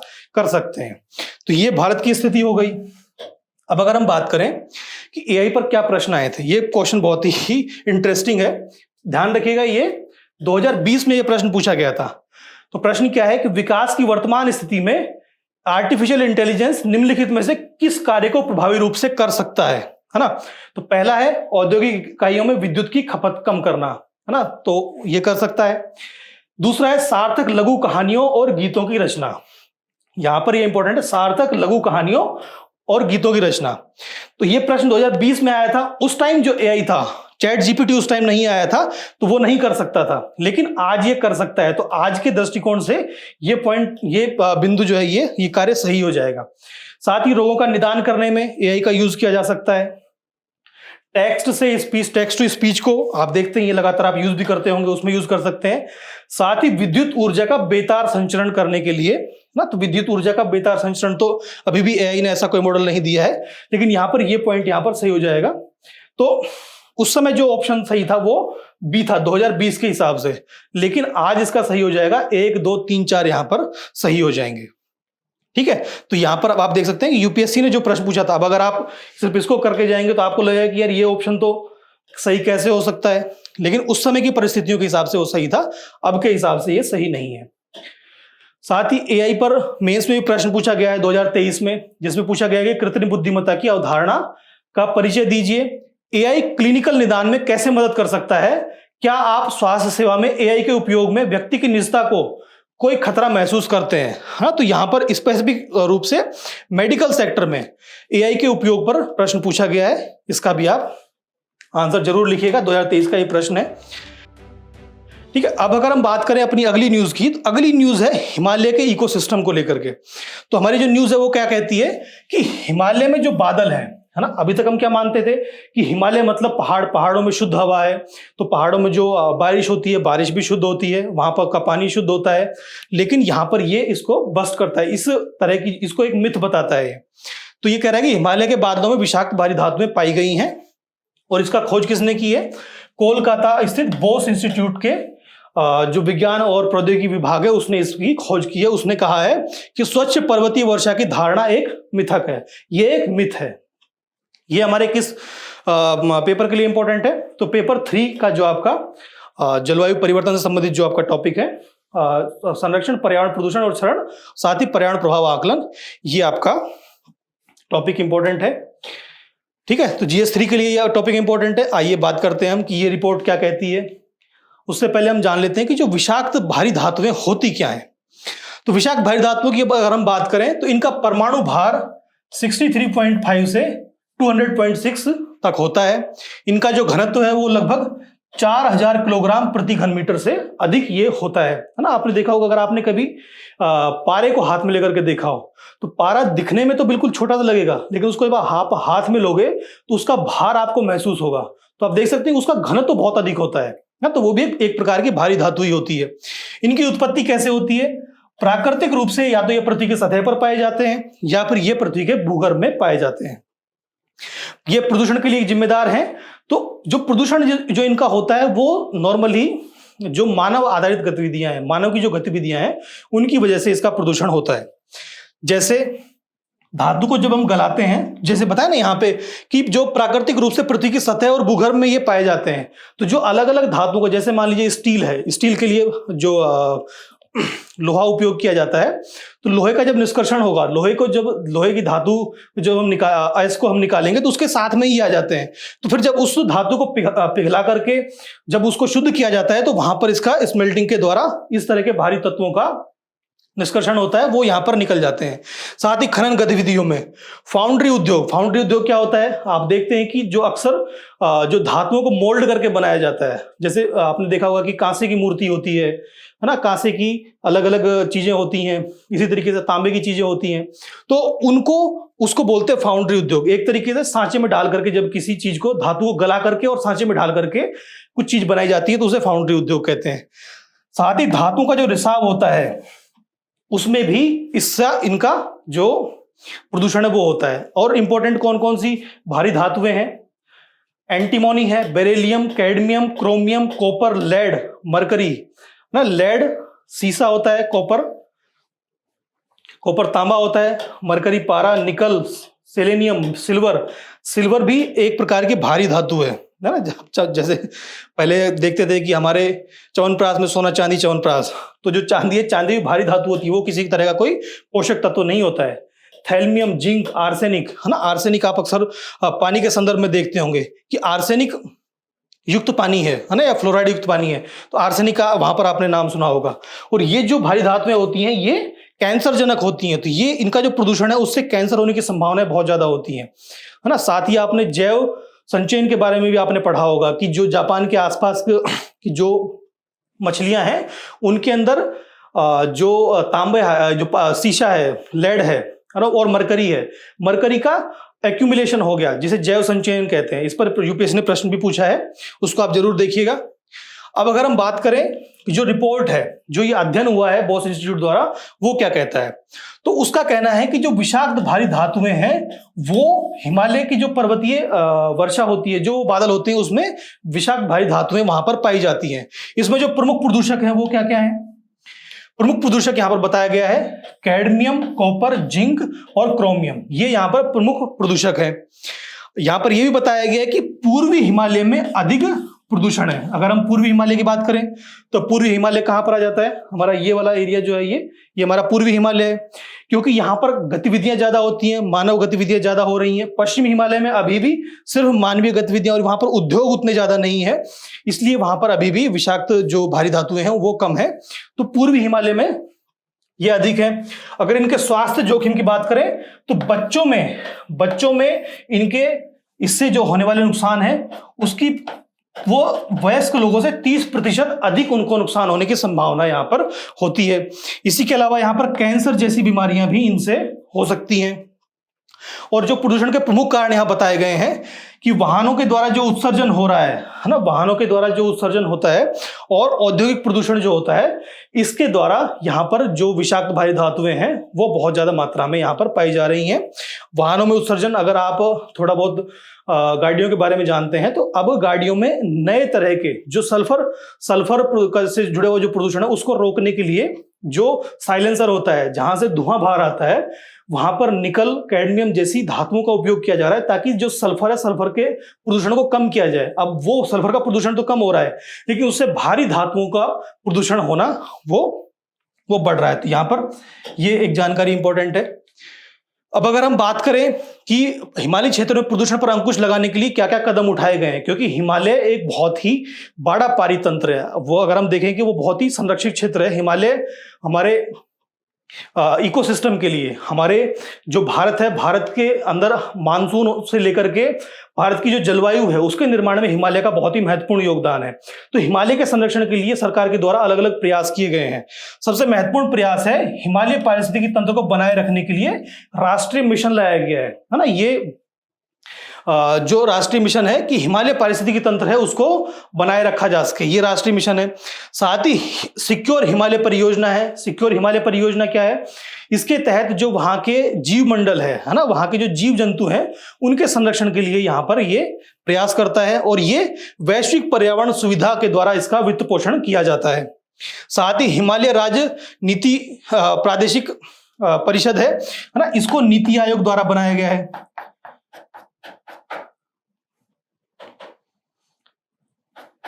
नीति आयोग द्वारा हिमालय राज्य प्रादेशिक परिषद को बनाया गया है, जिससे कि हिमालय क्षेत्र में होने वाला जो प्रदूषण है उसको कम किया जा सके और वहां का जो पारितंत्र है उसको संरक्षित किया जा सके। ठीक है, तो ये हमारे हिमालय जो पारितंत्र उसकी बात हो गई। अब बात करें कि अगर यूपीएससी में प्रीवियस ईयर क्वेश्चन क्या है, तो जो भारी धातुओं पर यूपीएससी द्वारा प्रश्न पूछा गया है कि जो ताम्र प्रगलन संयंत्र है, जो तांबे को मेल्ट करने वाले संयंत्र है, उसमें क्या क्या चिंता का कारण है। तो पहला है कि वे पर्यावरण में कार्बन मोनोऑक्साइड को घातक मात्राओं में निर्मुक्त करते हैं। ताम्रमल या कॉपर स्लैग जो होता है वो पर्यावरण में कुछ भारी धातुओं के निक्षालन का कारण बन सकता है। अभी हमने बात की कि जो तांबा है, तांबा एक प्रकार की भारी धातु है, साथ ही क्योंकि यहां पर जो धातु है, धातु को पिघलाया जा रहा है, तो उससे जो और अलग तरह की भारी धातुएं हैं उनको भी निष्कर्षण यहां पर हो सकता है। तो ये बात हो रही है।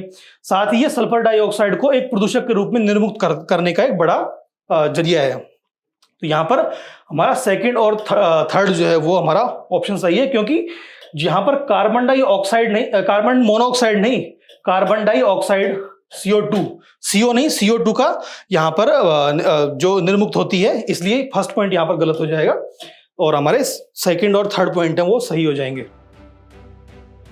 चलिए, वो हमारी जो फोर्थ न्यूज उस पर हम बात करते हैं। तो यहां हिमाचल प्रदेश को लेकर के सुप्रीम कोर्ट ने एक टिप्पणी की है कि सुप्रीम कोर्ट ने कहा है कि पर्यावरण और पारिस्थितिकी को नुकसान पहुंचा करके राजस्व को अर्जित नहीं किया जा सकता। तो जो डेवलपमेंट योजनाएं हैं, जो विकास की अलग अलग योजनाएं हैं, उसको उसके जरिए राजस्व का अर्जन करना सही नहीं है, क्योंकि इससे पारिस्थितिकी तंत्र को नुकसान पहुंचता है। तो ये भी हमारे लिए GS3 के पॉइंट ऑफ व्यू से इंपॉर्टेंट न्यूज हो जाती है। आइए इस पर हम बात करते हैं।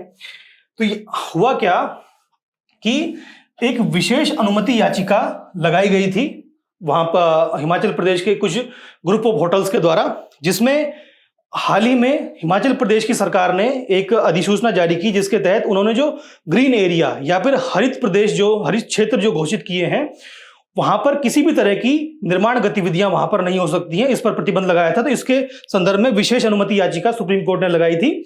और विशेष अनुमति याचिका क्या होती है, इसके बारे में आप जरूर जानिए कि विशेष अनुमति याचिका क्या होती है। कमेंट में जरूर बताइए इसके बारे में कि क्या होता है, रिव्यू पिटीशन क्या होता है, स्पेशल लीव पिटीशन क्या होता है, इसके बारे में आप बताइए। ठीक है, अब हम जानते हैं कि जो हिमालय क्षेत्र है, हिमालय क्षेत्र जो है, जैसा पिछली न्यूज में हमने देखा कि ये पारिस्थितिकी तंत्र से के संदर्भ में बहुत ही सेंसिटिव एरिया है ना। यहाँ पर हम देखते हैं कि ये भारत के लिए बहुत ही इंपॉर्टेंट है, चाहे वो हम जैव विविधता के संदर्भ में ले, चाहे वो हमारी जलवायु के संदर्भ में ले, हमारे मानसून के संदर्भ में ले, हर तरीके से भारत के लिए बहुत ही इंपॉर्टेंट हो जाता है हिमालय क्षेत्र। ठीक है, तो अब हम बात करते हैं कि सुप्रीम कोर्ट ने क्या टिप्पणी की है। तो सुप्रीम कोर्ट ने कहा है कि जो अवसंरचना का विकास हो रहा है लगातार, चाहे वो कनेक्टिविटी के लिए हो रहा हो, चाहे वो पर्यटन को बढ़ावा देने के लिए हो रहा हो, इससे लगातार जो पारिस्थितिकी है वहां के पारिस्थितिकी तंत्र को नुकसान पहुंच रहा है। साथ ही उन्होंने कहा कि जलवायु विद्युत का विस्तार लगातार यहां पर हो रहा है, जिससे सतलज नदी एक छोटी नदी के रूप में बन गई है। वो अब एक बड़ी नदी ना होकर के, क्योंकि अलग अलग जगह पर बांध बना दिए गए हैं, अलग अलग जगह पर जल विद्युत परियोजनाएं लगाई गई हैं, जिससे कि वो नदी ना होकर के वो एक छोटी नदी रह गई है। साथ ही सुभेद्यता लगातार बढ़ रही है वहां रहने वाले लोगों के लिए। हम देखते हैं कि लगातार जो हिमाचल प्रदेश है, हिमाचल प्रदेश में चाहे शिमला हो, मनाली हो, यहां पर लगातार बाढ़ आ रही है। तो यहां पर जो आपदा है, आपदा को लेकर के सुभेद्यता यहां पर बढ़ रही है। साथ ही हिमनद लगातार पीछे हट रहे हैं और वहां पर पिघल रहे हैं, है ना। तो यहां पर लगभग 2 से ढाई किलोमीटर तक हिमनद पीछे हट चुके हैं। अगर लगातार हिमनद पिघलेंगे तो इससे हिमालय की पारिस्थितिकी तंत्र को नुकसान पहुंचेगा। साथ ही यहां पर बताया गया कि जो कानूनी बाधाएं हैं वो भी यहां पर विद्यमान है, कि जो अपशिष्ट प्रबंधन अधिनियम है, ये वहां की जो स्थानीय निकाय हैं उनको लेकर उनको कुछ गाइडलाइन तो देता है कि किस तरीके से आपको अपशिष्ट प्रबंधन करना है, लेकिन उसको लेकर के ना तो कोई वित्तीय सहायता देने के संबंध में कोई प्रावधान करता है, ना ही वहां पर जो EPR है, एक्सटेंडेड रिस्पॉन्सिबिलिटी है, उसको लेकर के भी यहां पर कोई स्पष्ट प्रावधान स्थानीय निकायों के संदर्भ में नहीं किया गया है। तो ये एक कानूनी बाधा है।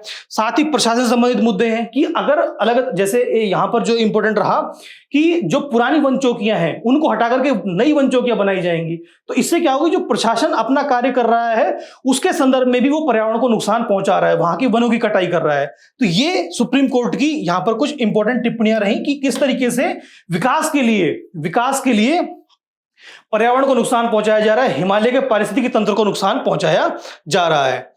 ठीक है। अब इसके समाधान के कुछ तरीके हैं।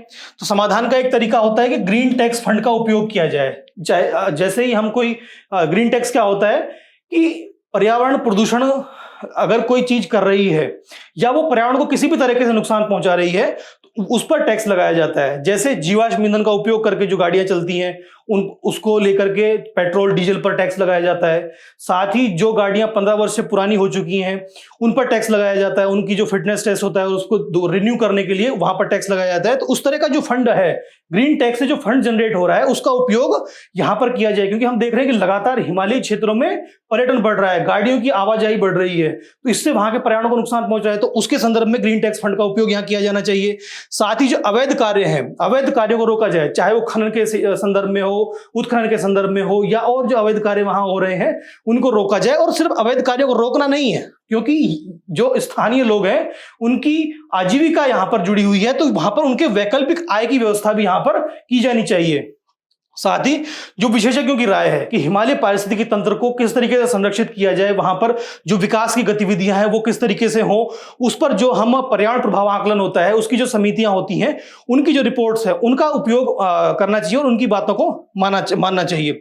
साथ ही ठोस अपशिष्ट प्रबंधन को भी यहां पर संधारणीय बनाया जाना चाहिए, उसको भी सस्टेनेबल बनाया जाना चाहिए, कि जिससे वहां पर जो लगातार पर्यटन बढ़ रहा है, लोगों की आवाजाही बढ़ रही है, जिससे कि वहां पर अपशिष्ट ज्यादा फैल रहा है, ज्यादा वहां पर कूड़ा करकट फैल रहा है, उसको कम करने के लिए यहां पर उनका प्रबंधन किया जाना चाहिए। तो ये कुछ सलाह हो गई यहां पर। ठीक है, अब अगर हम बात करें आज की हमारी आखिरी न्यूज की, आखिरी न्यूज है हमारी उपराष्ट्रपति के चुनाव को लेकर के। जैसा आप सभी जानते हैं कि हमारे जो पूर्व उपराष्ट्रपति हैं जगदीप धनखड़ जी, उन्होंने अपना इस्तीफा दे दिया था स्वास्थ्य कारणों की वजह से, जिससे कि उपराष्ट्रपति का पद खाली हो गया है। तो उसको लेकर के अभी कल जो हमारा निर्वाचन आयोग है उसने अधिसूचना जारी की है कि उपराष्ट्रपति का चुनाव किस तरीके से संपन्न होगा। तो ये हमारे लिए इंपॉर्टेंट हो जाता है, और ये हमारे प्रीलिम्स के लिए इंपॉर्टेंट तो है ही, है ना। प्रीलिम्स के लिए कुछ इंपॉर्टेंट बातें मैं आपको बताऊंगा इसमें। साथ ही हमारे GS2 के लिए भी ये इंपॉर्टेंट हो जाता है कि उपराष्ट्रपति के चुनाव के संदर्भ में, उपराष्ट्रपति के पद के संदर्भ में, उपराष्ट्रपति के कार्यों के संदर्भ में इसकी आपके पास जानकारी होनी चाहिए। ठीक है, तो 17वें उपराष्ट्रपति होंगे हमारे अगले जो चुने जाएंगे, उनके चुनाव की तारीख की घोषणा की गई है ना। चुनाव की तारीख जो है वो 9 सितंबर यहां पर रखी गई है। 9 सितंबर को हमारे 17वें उपराष्ट्रपति के चुनाव होंगे। चलिए, अब हम जानते हैं कि चुनाव की जो प्रक्रिया है वो क्या होती है, उससे संबंधित संवैधानिक प्रावधान क्या है। तो यहां पर जो कार्यकाल और रिक्ति की बात की गई है, वो कार्यकाल उनका 5 वर्ष होगा, और अनुच्छेद 67 के तहत ये बात की गई है।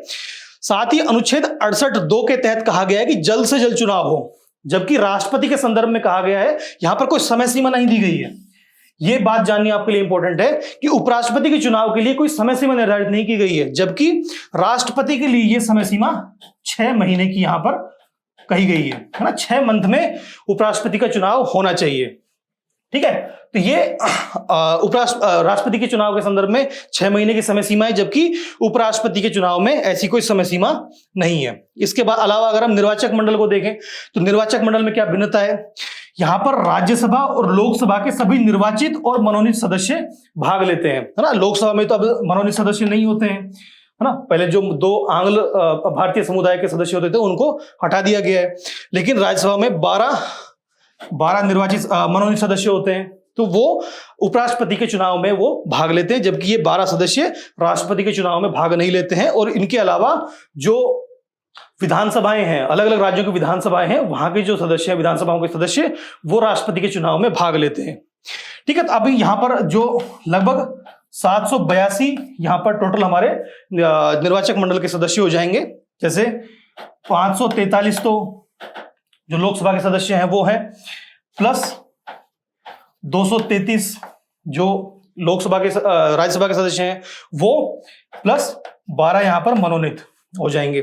लेकिन यहां पर अभी जो 6 पद हैं वो रिक्त हैं, इसलिए 788 की बजाय यहां पर 782 कुल निर्वाचक मंडल के सदस्य यहां पर होंगे।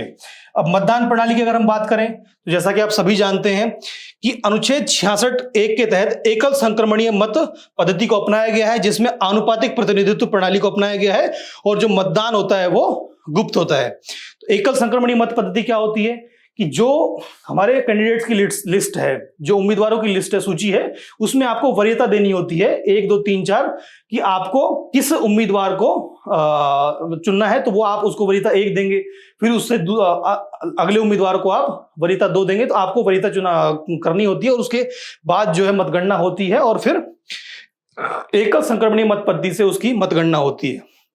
आनुपातिक प्रतिनिधित्व प्रणाली का क्या मतलब है कि जो राज्यसभा और लोकसभा के जो सदस्य हैं, ये भारत के जो लोग हैं उनका प्रतिनिधित्व कर रहे हैं, तो ये आनुपातिक प्रतिनिधित्व प्रणाली होगी। और गुप्त मतदान, ये सीक्रेट वोटिंग यहां पर होती है, ओपन वोटिंग यहां नहीं होती है। और अगर हम राष्ट्रपति चुनाव के संदर्भ में, उपराष्ट्रपति चुनाव के संदर्भ में अगर हम प्राधिकार की बात करें, तो अनुच्छेद 324 के तहत और राष्ट्रपति और उपराष्ट्रपति चुनाव अधिनियम 1952 के तहत यह प्राधिकार ईसीआई को दिया गया, यानी इलेक्शन कमीशन ऑफ इंडिया को यह प्राधिकार दिया गया है। हाँ, तो निर्वाचन आयोग को अनुच्छेद 324 और इस अधिनियम के तहत प्राधिकार दिया गया है। अब अगर हम बात करें कि उपराष्ट्रपति के चुनाव की प्रक्रिया क्या होती है, तो सबसे पहले नामांकन होता है। नामांकन में क्या होगा कि 20 प्रस्तावक और 20 अनुमोदक चाहिए होंगे उन्हें, और वो 20 प्रस्तावक और 20 अनुमोदक लोकसभा या राज्यसभा के किसी भी सदन के सदस्य वो हो सकते हैं। साथ ही 15,000 रुपए की यहाँ पर जमानत राशि होनी चाहिए। पहले ये 1990 के दशक में ये 5,000 रुपए हुआ करती थी, अब बढ़ा करके इसे बाद में से बढ़ा करके 15,000 रुपए कर दिया गया। जो मतदान होता है, ये एक बहुत ही इंटरेस्टिंग जानकारी है कि जो मतदान होता है, जो मैंने अभी आपको बताया कि वरीयता का जो क्रम देना होता है, वो क्रम इलेक्शन कमीशन के द्वारा एक विशेष पैन दिया जाता है। अगर उस पैन के द्वारा एक विशेष पैन दिया जाता है, उस पैन से ही उस वरीयता क्रम को लिखना होगा। साथ ही पहली वरीयता देना अनिवार्य है। पहली वरीयता देना अनिवार्य है। अगर आप वो पहली वरीयता नहीं देते हैं तो उनका जो मत है वो निरस्त हो सकता है, वो इनवैलिड हो सकता है। ठीक है। साथ ही इसका जो पर्यवेक्षण है, तो election commission of India returning officer और जो पर्यवेक्षक हैं उनकी नियुक्ति करता है। इस बार राज्यसभा के महासचिव को यह जिम्मेदारी दी गई है, उन्हें रिटर्निंग ऑफिसर बनाया गया है। ठीक है, तो ये हमारी चुनाव प्रक्रिया हो गई। अब अगर हम बात करें कि चुनाव को सही से या निष्पक्ष रूप से कराने के लिए क्या सुरक्षा उपाय किए गए हैं, तो यहां पर व्हिप की अनुमति नहीं होती है। यह आपके लिए जानना जरूरी है कि उपराष्ट्रपति के चुनाव में या राष्ट्रपति के चुनाव में व्हिप की अनुमति नहीं होती है। पार्टी व्हिप नहीं होता है। कि व्हिप क्या होता है कि जो पार्टी है, पार्टी अपने सदस्यों को, जो अलग अलग राजनीतिक दल है, वो अपने सदस्यों को ये बाध्य नहीं कर सकते हैं कि आपको ये वरीयता क्रम आपका होना चाहिए या फिर आपको इनको वोट देना ही देना है, तो व्हिप जारी नहीं कर सकते हैं। गोपनीयता का उल्लंघन नहीं होना चाहिए। जैसे बताया कि गुप्त मतदान होता है, अगर कोई सदस्य ओपनली अगर बताता है कि मेरा वरीयता क्रम ये है, मैं इस तरीके से वोट दे रहा हूं, तो उनका जो वोट है वो अमान्य हो सकता है। साथ ही अनधिकृत पैन, अभी जो मैंने बताया कि जो विशेष पैन है उसके अलावा अगर किसी पैन का उपयोग किया जाता है तब भी वोट अमान्य हो सकता है। साथ ही राष्ट्रपति और उपराष्ट्रपति चुनाव अधिनियम 1952 के तहत अगर कोई उम्मीदवार घूस या अनुचित प्रभाव बना करके वोटिंग को प्रभावित करने की कोशिश करता है, तो फिर इसका जो चैलेंज है वो हमारे सुप्रीम कोर्ट में दिया जा सकता है, क्योंकि सुप्रीम कोर्ट को यहां पर क्षेत्रीय अधिकार उसे प्राप्त है कि राष्ट्रपति या उपराष्ट्रपति के चुनाव के संदर्भ में अगर किसी भी तरह का विवाद होता है तो वो हमारे सुप्रीम कोर्ट के द्वारा उसकी सुनवाई की जाएगी। ठीक है, तो ये हो गया। अगर हम पात्रता की बात करें तो भारत का नागरिक होना चाहिए, 35 वर्ष की उनकी आयु होनी चाहिए। वहीं जो लोकसभा है, लोकसभा में 25 वर्ष की आयु होती है, और जो हमारे प्रधानमंत्री हैं उनके लिए जो आयु है वो भी 25 वर्ष की न्यूनतम आयु होनी चाहिए, क्योंकि वहां पर लोकसभा के सदस्य के रूप में की मान्यता की पात्रता वहां पर चाहिए होती है। साथ ही उपराष्ट्रपति के लिए राज्यसभा के सदस्यों के चुनाव लड़ने की जो पात्रता है वो यहां पर होनी चाहिए, और उसके जो पात्रता संबंधित प्रावधान है वो हमारे जनप्रतिनिधित्व अधिनियम के तहत वो बताए गए हैं। ठीक है, तो ये उनकी पात्रता होनी चाहिए। अब अगर हम बात करें कि उपराष्ट्रपति पर यूपीएससी ने प्रीलिम्स में तो कोई क्वेश्चन अभी तक नहीं पूछा है, पूछ सकती है निश्चित रूप से। जैसे अभी हमने एक विशेष पैन की बात की, साथ ही हमने ये देखा कि राष्ट्रपति और उपराष्ट्रपति के चुनाव में क्या क्या भिन्नता है, निर्वाचन प्रक्रिया में क्या क्या भिन्नता है, निर्वाचक मंडल के अंदर क्या भिन्नता है, इस पर यूपीएससी प्रश्न पूछ सकती है। तो इसको जरूर आप जो छोटी छोटी माइन्यूट डिटेल्स हैं उनको आप ध्यान रखिएगा। तो 2022 में मेंस में प्रश्न पूछा है यूपीएससी ने कि राज्यसभा के सभापति के रूप में भारत के उपराष्ट्रपति की भूमिका की विवेचना कीजिए। ठीक है, तो आप सभी के लिए होमवर्क रहेगा कि आप कमेंट में बताइए कि राज्यसभा के सभापति के रूप में उपराष्ट्रपति किन किन भूमिकाओं का या किन किन कार्यों का निर्वहन करता है, ये आपको बताना है। ठीक है, चलिए अब तक हमने हमारी जो पांचों न्यूज हैं उस पर विस्तार से बात कर ली है। अब हम अन्य सुर्खियों की तरफ बढ़ते हैं। तो चलिए अब भाई जो संक्षिप्त सुर्खियां हैं उन पर हम बात कर लेते हैं। तो सबसे पहले हमारे सामने है संयुक्त राष्ट्र और भारत की वैश्विक क्षमता निर्माण के लिए पहल। तो भारत जो है वो वैश्विक क्षमता निर्माण के लिए या फिर कहें कि हम विकासशील देशों की क्षमता निर्माण के लिए बहुत सी पहलें करता है, बहुत से कार्य करता है। उसके संदर्भ में ये बात की गई है कि अभी हाल ही में 2023 में इस पहल की शुरुआत यहां पर की गई है और इसका उद्देश्य क्या है कि सतत विकास लक्ष्यों की प्रगति में तेजी लाने के लिए क्षमता निर्माण करना और प्रशिक्षण कार्यक्रमों को चलाना, जिससे कि जो विकासशील देश हैं वो अपना क्षमता निर्माण करते हुए सतत विकास लक्ष्यों की प्राप्ति वो कर सके। ठीक है, अब यहां पर जो बताया गया है कि ग्लोबल साउथ को बढ़ावा देने के लिए इस योजना को लाया गया है या ये पहल भारत सरकार द्वारा की जा रही है। यहां पर विकास अनुभव, सर्वोत्तम प्रथाओं और विशेषज्ञता को साझा करना यहां पर इस पहल के तहत वो शामिल है। और यहां पर संयुक्त राष्ट्र भारत एसडीजी देश कोष, ये एक नया कोष यहां पर बनाया गया है, एक नया फंड बनाया गया है जिसके द्वारा भारतीय तकनीकी और आर्थिक सहयोग कार्यक्रम जो पहले से चल रहा था, है ना, जो पहले से भारत जो है अलग अलग देशों को, विशेषकर जो विकासशील या अविकसित देश हैं उनको सहायता देने के लिए ITEC प्रोग्राम चला रहा था, उसको अब इसके द्वारा फंडिंग की जाएगी। ठीक है, तो ये एक इंपॉर्टेंट न्यूज है। आप जब भी ग्लोबल साउथ की बात करते हैं या फिर भारत की वैश्विक उपस्थिति के बारे में बात करते हैं, वैश्विक रूप से भारत के प्रभावों की बात करते हैं, तो वहां पर इस जानकारी का आप उपयोग कर सकते हैं। अब अगर अगली न्यूज की बात करें तो यूपीआई को लेकर के कुछ नए नियम लाए गए हैं। जो नए नियम क्या है, यूपीआई लगातार चर्चा में रहा ही है। इस बार यूपीएससी ने प्रीलिम्स में भी यूपीआई पर एक प्रश्न पूछा था। तो यूपीआई एक त्वरित रियल टाइम भुगतान प्रणाली है। इसको किसके द्वारा लाया गया है? भारतीय राष्ट्रीय भुगतान निगम NPCI द्वारा इसे लाया गया है।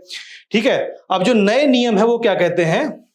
जो नए नियम है वो जो मोबाइल के द्वारा यूपीआई सेवाएं दे रही हैं, जो एप्स दे रही हैं, उनके ऊपर ये लागू होती हैं। इसमें बैलेंस चेक करना, auto payment processing, bank details की एक्सेस करने जैसी गतिविधियों को ये विनियमित करेंगे। जैसे कि जो ऑटो पेमेंट प्रोसेसिंग होती है वो अब पीक आवर्स में नहीं होगी, है ना, वो या तो सुबह 10 बजे से पहले या फिर शाम को 1 से 4 के बीच में या फिर शाम को रात को 9:30 बजे के बाद वो होगी, क्योंकि जो पीक आवर्स है उसमें सर्वर बिजी ना हो। आप देखते होंगे कि यूपीआई में कई बार पेमेंट फेलियर हो जाता है, क्योंकि वो फेलियर होने का कारण होता है कि सर्वर पर बहुत ज्यादा दबाव होता है। तो उस दबाव को कम करने के लिए ऑटो पेमेंट प्रोसेसिंग को अब निर्धारित कर दिया गया है कि वो किस किस समय पर हो सकती है। साथ ही बैंक डिटेल्स को एक्सेस करने जैसे कि उस पर भी बता दिया गया है कि इतनी लिमिटेशन रहेगी आपकी कि आप इतनी बार ही अपने जो बैंक डिटेल्स हैं उसको आप चेक कर सकते हैं। यहां पर बात की है लिस्ट अकाउंट की। तो जो लिस्ट अकाउंट है, आप जैसे देखते होंगे कि आपने अलग अलग यूपीआई एप्स पर अपने अकाउंट बनाए हुए होंगे, चाहे वो फोन पे पर हो, चाहे वो गूगल पे पर हो, पेटीएम पर हो, या आजकल तो और भी आ रही है, पॉप यूपीआई है ना, क्रेड भी यूपीआई है। इस तरह की जो आपने अलग अलग ऐप पर अपना यूपीआई की आईडी आपने बना रखी है, तो वो किसी एक बैंक अकाउंट से वो लिंक होती है। तो उसको एक्सेस करने को लेकर भी अब यहां पर निर्धारित कर दिया गया है कि आप एक दिन में 25 बार ही उस अपने जो आपका लिंक अकाउंट है उसको आप यूज कर सकते हो, उसकी जानकारी आप ले सकते हो। तो ये यहां पर एक प्रावधान है। ठीक है, अब हम बात करते हैं IEPFA। IEPFA क्या है? ये जो हम निवेश करते हैं ना, शेयर मार्केट में या फिर अलग अलग म्यूचुअल फंड में निवेश करते हैं या फिर अलग अलग बॉन्ड्स में निवेश करते हैं, तो उसके संदर्भ में भारत सरकार द्वारा ये लाया गया है और कॉर्पोरेट कार्य मंत्रालय के अधीन ये कार्यरत है।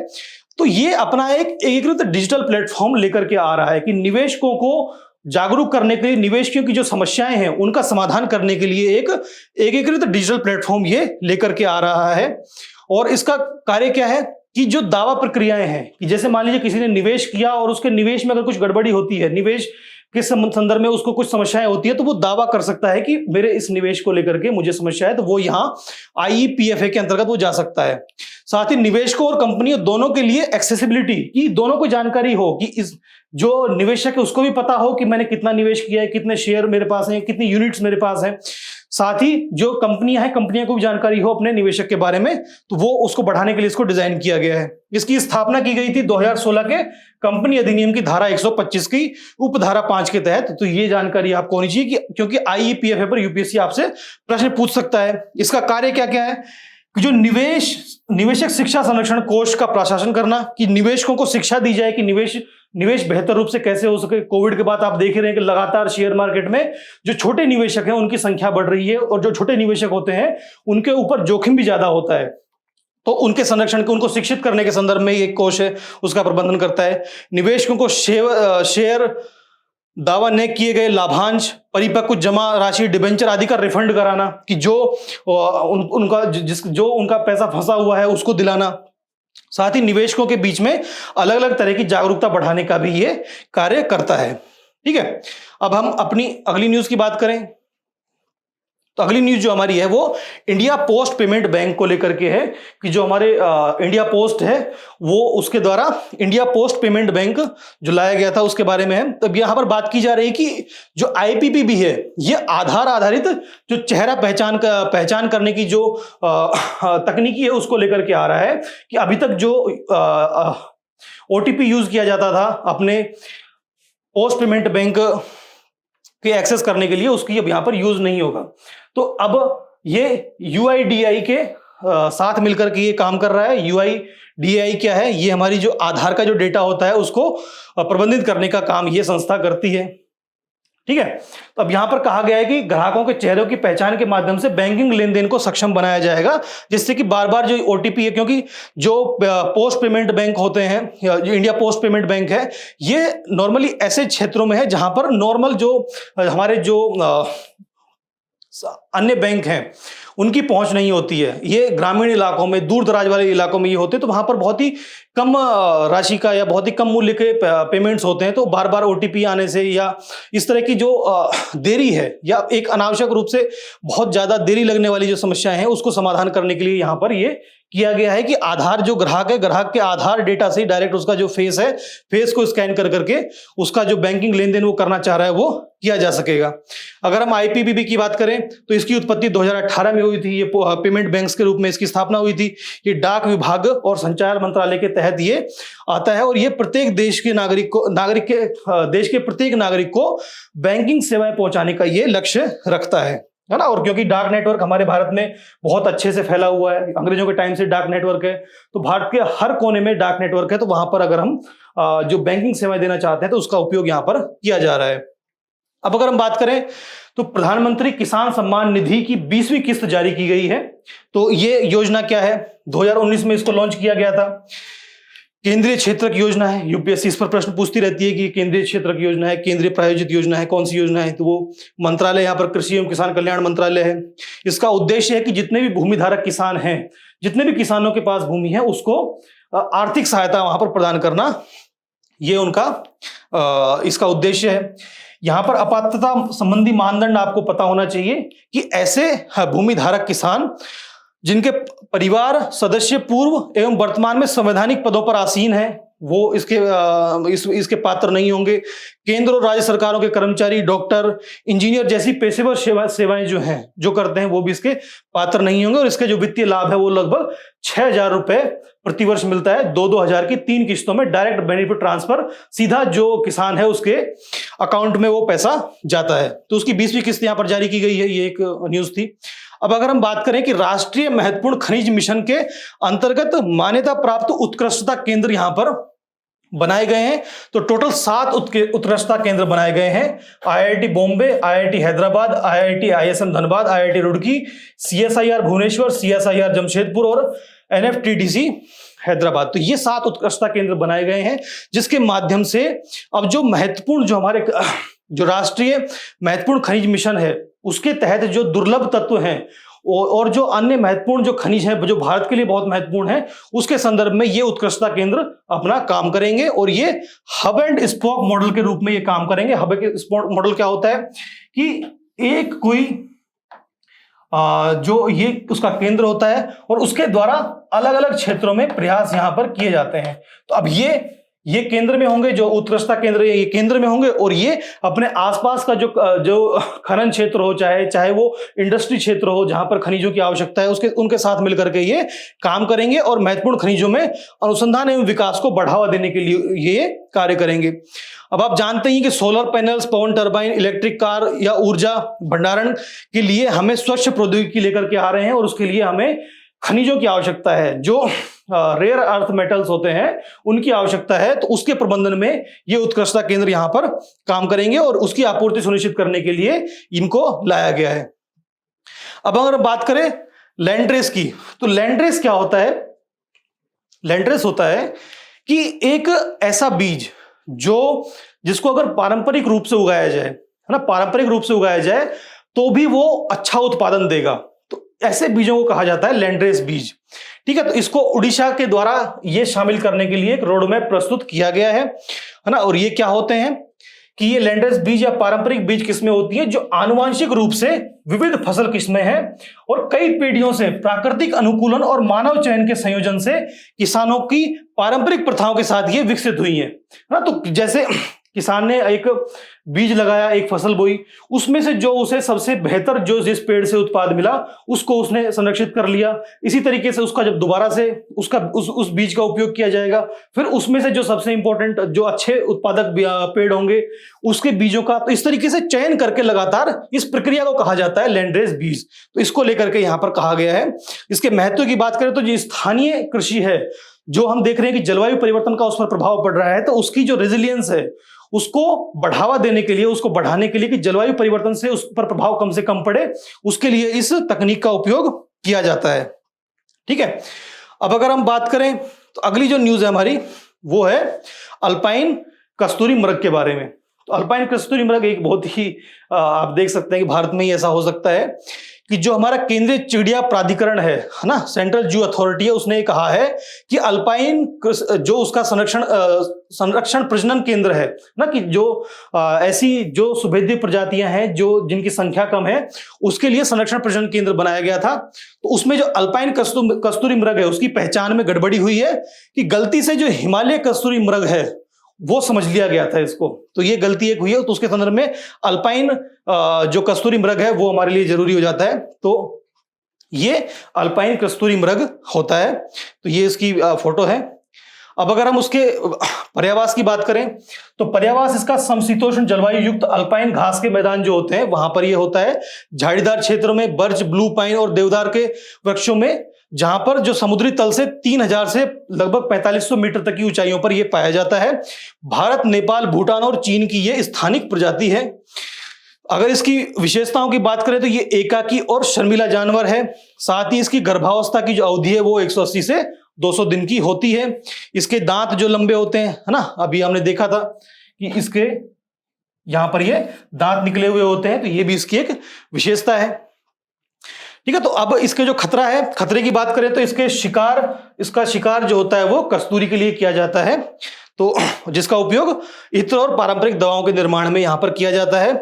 अगर इसकी संरक्षण स्थिति की बात करें तो ये एंडेंजर्ड है, IUCN के तहत ये एंडेंजर्ड है, और वन संरक्षण अधिनियम के तहत ये अनुसूची 1 का जीव है। तो ये बहुत ही संरक्षित जीव है, तो ये हमारे लिए इंपॉर्टेंट हो जाता है।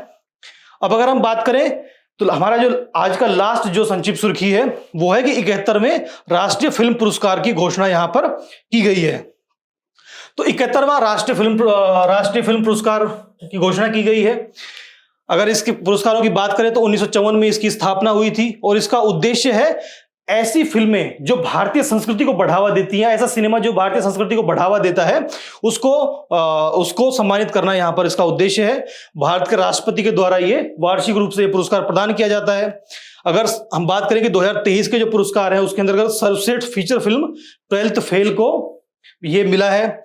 साथ ही सर्वश्रेष्ठ अभिनेता शाहरुख खान जवान फिल्म के लिए और विक्रांत मैसी 12th फेल के लिए यहां इन्हें मिला है।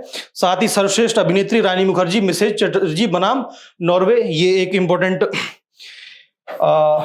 एक मूवी है। ये मूवी एक्चुअली रियल लाइफ से रियल घटना पे आधारित है कि जो नॉर्वे है, नॉर्वे में जैसे हम मानते हैं कि भारत में हम अपने बच्चों को मतलब जो हमारे पेरेंट्स होते हैं वो बच्चों को थोड़ा पीट देते हैं, है ना। लेकिन नॉर्वे में क्योंकि एक भारतीय माँ ने अपने बच्चे के ऊपर हाथ उठाया था, तो उसके संदर्भ में वहां की सरकार ने उनका बच्चा उनसे ले लिया था। तो उसके संदर्भ में ये एक फिल्म है, बहुत ही अच्छी फिल्म है, आप चाहे तो देख सकते हैं।